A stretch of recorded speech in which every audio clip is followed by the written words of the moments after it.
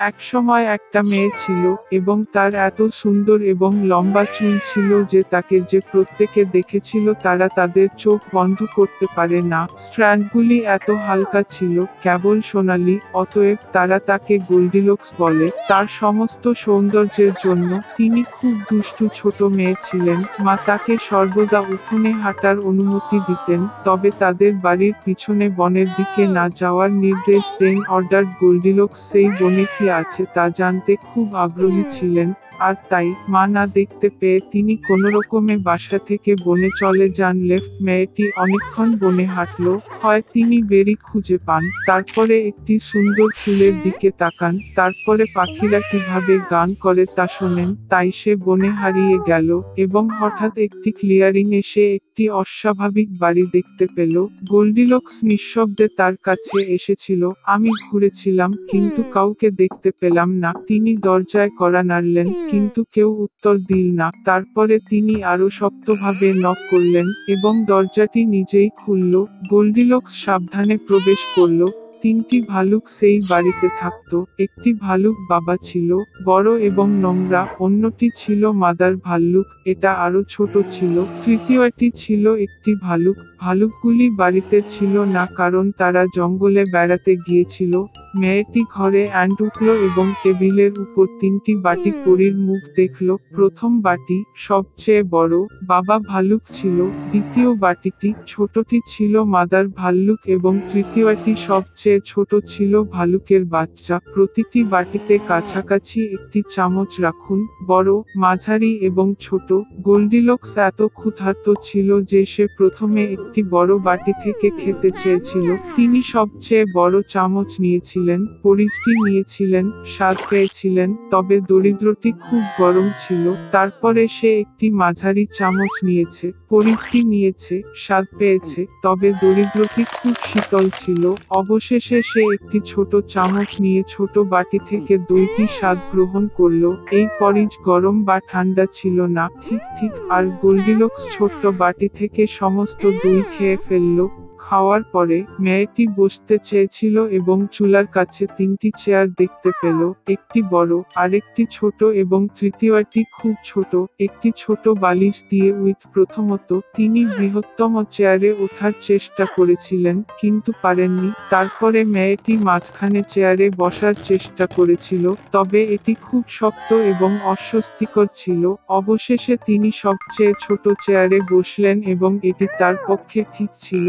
Goldilocks চেয়ারটি এত পছন্দ করেছিল যে সে তার উপর দুলতে শুরু করে। চেয়ারটি ফেটে গেল, ভেঙে পড়ল এবং সে মেঝেতে পড়ে গেল। মেয়েটি উঠে অন্য ঘরে গেল। তিনটি বিছানা ছিল, বড়, মাঝারি এবং ছোট। প্রথমত গোল্ডিলক্স প্রথম বিছানার উপরে উঠেছিল, তবে এটি খুব উচ্চ এবং শক্ত ছিল। আমি মাঝখানে শুয়ে পড়লাম, এটি খুব প্রশস্ত এবং নরম ছিল। মেয়েটি তৃতীয় বৃহত্তম বিছানায় শুয়েছিল, তিনি তার জন্য ঠিক ছিল। গোল্ডিলক্স এত আরামদায়ক এবং আরামদায়ক বোধ করেছিলেন যে তিনি দ্রুত ঘুমিয়ে পড়লেন। ভালুক পরিবার ঘরে ফিরে মেয়েটি দ্রুত ঘুমিয়েছিল। ভালুক খুব খিদে পেয়েছিল এবং সঙ্গে সঙ্গে টেবিলে চলে গেল। তার বাটিটি দেখে পাপা ভালুক সত্যিই রেগে গেলেন, কেউ আমার পরিয়া খাচ্ছিল, সে বড় হয়েছে। ভালুক মাও তার বাটিতে উঠলেন এবং কম জোরে গজিয়ে উঠলেন, আমার বাটি থেকেও কেউ খাচ্ছিল। এবং ভালুক শাবক তার খালি বাটিটি দেখে উচ্চস্বরে চিৎকার করে বলেছিল, কেউ আমার বাটি থেকে খায়নি, সে আমার সমস্ত পরিয়া খেয়েছে। ভাল্লুকের গন্ধে কিছু ভুল ছিল।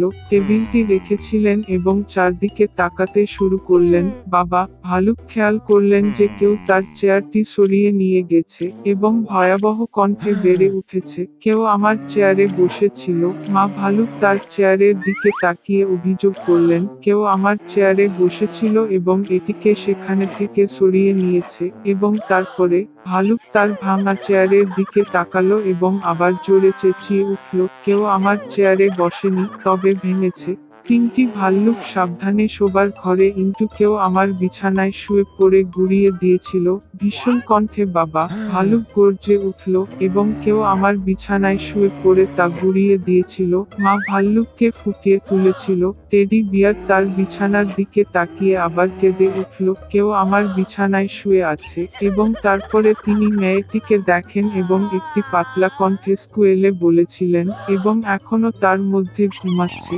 বাবা এবং মা ভাল্লুক বিছানায় গিয়ে দেখলেন একটি ছোট মেয়ে সেখানে ঘুমিয়ে আছে। গোল্ডিলক্স ভালুকের বাচ্চাটির কান্না থেকে জেগে উঠল এবং খুব ভয় পেয়ে গেল। তার সামনে তিনটি ভাল্লুক ছিল। তিনি তাৎক্ষণিকভাবে বাসা থেকে ঝাঁপিয়ে পড়লেন এবং পিছন ফিরে না তাকিয়ে তার চোখ যেখানেই ছুটে গেলেন। মেয়েটি দীর্ঘকাল দৌড়েছিল, খুব ক্লান্ত ছিল এবং তারপরে সে তার মাকে দেখেছিল যে বনে তার নিখোঁজ মেয়েটির সন্ধান করছে। তারপর থেকে গোল্ডিলক্স সর্বদা তার মায়ের কথা শুনেছিল এবং তার অনুমতি ব্যতীত কিছুই করেনি। তিনি খুব বাধ্য, দয়ালু এবং ভালো মেয়ে হয়েছিলেন। একসময় এমন এক মহিলা ছিল যার কোনো সন্তান ছিল না। তিনি একবার সাহায্যের জন্য একটি ভালো ডাইনি গিয়েছিলেন। মহিলাটি জানিয়েছেন তিনি একটি সন্তানের স্বপ্ন দেখছিলেন। জাদুকরী তাকে একটি বীজ দিলেন এবং এটি একটি ফুলের পাত্রে লাগানোর আদেশ দিলেন। মহিলাটি খুব খুশি হয়েছিল। বৃদ্ধ মহিলাকে ধন্যবাদ জানিয়ে বাড়ি চলে গেল। বাড়িতে তিনি একটি বীজ রোপণ করেছিলেন, জল সরবরাহ করেছিলেন এবং ধৈর্য ধরে অপেক্ষা করতে শুরু করেছিলেন। শীঘ্রই একটি টিউলিপের মতো একটি দুর্দান্ত বিস্ময়কর ফুল পাত্রের মধ্যে বেড়ে উঠল। এর পাপড়িগুলি খুললে ভিতরে একটি ছোট্ট মেয়ে ছিল। সে খুব ছোট ছিল, 1 ইঞ্চির বেশি ছিল না। অতএব মহিলা তাকে থাম্বলিনা বলে। এক রাতে থাম্বলিনা যখন দ্রুত ঘুমাচ্ছিল তখন বিশাল এক তুষার ভেজা এবং কুরুচিপূর্ণ বাড়ির জানালায় উঠে গেল। সে ঘুমন্ত মেয়েটিকে ধরল এবং তাড়াতাড়ি তার জলাবদ্ধ হয়ে গেল। তুষারপাত তার কুরুচিপূর্ণ ছেলেকে সুন্দর থাম্বলিনার সাথে বিয়ে করার সিদ্ধান্ত নিয়েছে। তিনি তাকে নদীর মাঝখানে একটি প্রশস্ত লিলি পাতায় রোপণ করেছিলেন যাতে মেয়েটি পালাতে না পারে। সকালে থাম্বলিনা ঘুম থেকে উঠে বুঝতে পারল যে সে বাড়িতে নেই, তবে তার চারপাশে জল ছিল। মেয়েটি যখন বুঝতে পারল যে কি ভয়ানক পরিণতি তার জন্য অপেক্ষা করছে তখন সে কাঁদল। এই মুহূর্তে ছোট মাছ অতীত সাঁতার কাটছে। তারা থাম্বলিনার জন্য দুঃখ পেয়েছিল। তারা লিলির কাণ্ডে কুঁচকে গেল এবং পাতাগুলিটি মেয়েটির সাথে সাঁতার কাটল। একটি বিশাল বিটল অতীতে উড়ে গেল। একটি সুন্দরী মেয়ে দেখে তিনি তাকে ধরে একটি গাছে নিয়ে গেলেন, যেখানে তিনি তাকে তার বন্ধুদের সাথে পরিচয় করিয়ে দিলেন। তারা সকলেই তার সৌন্দর্যে ভিড় রক্ষা করেছিল, কিন্তু বলেছিল যে থাম্বলিনা খুব কুরুচিপূর্ণ ছিল এবং তাদের সঙ্গে থাকতে পারে না। বন্ধুদের চাপে বিটলও সিদ্ধান্ত নিয়েছিল যে সে কুরুচিপূর্ণ। মেয়েটিকে নামিয়ে দিয়ে বিদায় জানালো। সমস্ত গ্রীষ্মে থাম্বলিনা বনে একা থাকতেন। তিনি ঘাস এবং পাতাগুলি থেকে নিজের জন্য একটি কপাল বোনা। তিনি পরাগ এবং শিশির খেয়েছিলেন, পরিষ্কার আবহাওয়ায় রৌদ্রে ঝাঁকিয়েছিলেন এবং বার্ডকের বড় পাতার নিচে বৃষ্টি থেকে লুকিয়েছিলেন। তবে শীঘ্রই শীত, বৃষ্টি এবং বাতাস এসেছিল। থাম্বলিনার শীতের পোশাক ছিল না এবং সে হিমশীতল শুরু করে। মেয়েটি ক্ষুধা ও সর্দিতে ভূগোল এবং একদিন তাকে মাটির মাউস দ্বারা আশ্রয় দেওয়া হয়েছিল। তারা একসাথে মহিমান্বিতভাবে বসবাস করত। মেয়েটি গৃহকর্মের সাহায্যে মাউসকে সাহায্য করেছিল, তার রূপকথার গল্প বলেছিল এবং তার বিনিময়ে গরম আবাসন এবং খাবার গ্রহণ করেছিল। মাঠের মাউসের এক প্রতিবেশী ছিল, একটি ধনী অন্ধ তিল, যিনি সর্বদা তার সম্পদ গণনা করে এটি করেছিলেন। এমনকি অন্ধ হয়েও তিল বুঝতে পেরেছিল যে থাম্বলিনা খুব সুন্দর এবং তাকে বিবাহ করার প্রস্তাব দিয়েছে, কিন্তু মেয়েটি এ সম্পর্কে মোটেই খুশি ছিল না। বোরিং তিলটি তার পছন্দ হয়নি। একবার ভূগর্ভস্থ প্যাসেজগুলি ধরে হাঁটতে গিয়ে থাম্বলিনা একটি আহত গিলে ফেলল, যা প্রায় শীতের কারণে মারা গিয়েছিল। সমস্ত শীতকালে তিনি অসুস্থ পাখির যত্ন নেন এবং বসন্তের মধ্যে তিনি এটি নিরাময় করেছিলেন। বিয়ে আগে থাম্বলিনা মাউসকে শেষের দিকে সূর্যের প্রশংসা করতে তার উপরের দিকে যেতে বললেন। যখন তিনি মাউস গর্ত থেকে উঠে গেলেন তখন তিনি একটি গিলে ফেললেন, যা তিনি নিরাময় করেছেন। থাম্বলিনা পাখির কাছে অভিযোগ করেছিলেন যে তাকে বাধ্য করা হচ্ছে একটি নোংরা তিলকে বিয়ে করতে এবং তার সাথে গভীর ভূগর্ভে বসবাস করতে। গিলে মেয়েটিকে তার সাথে উষ্ণ জমিতে উড়ে যাওয়ার জন্য আমন্ত্রণ জানানো হয়েছিল এবং সে রাজি হয়েছিল। তিনি তাড়াতাড়ি মাউসকে বিদায় জানালেন, গিলে উঠলেন এবং তারা পালিয়ে গেলেন। একবার এক দুর্দান্ত দেশে থাম্বলিনা সুন্দর ফুলের সাথে বিশাল এক ঘাট দেখতে পেল। তিনি বেঁচে থাকার জন্য নিজের জন্য সবচেয়ে সুন্দর ফুলটি বেছে নিয়েছিলেন। হঠাৎ তিনি ফুলের মধ্যে দেখতে পেলেন তার মতো একটি ছোট্ট মানুষটি, কেবল ডানাযুক্ত। এটা ছিল ধনুকের রাজা এবং একটি ফুলের প্রতিটি ফুল বাস করতেন।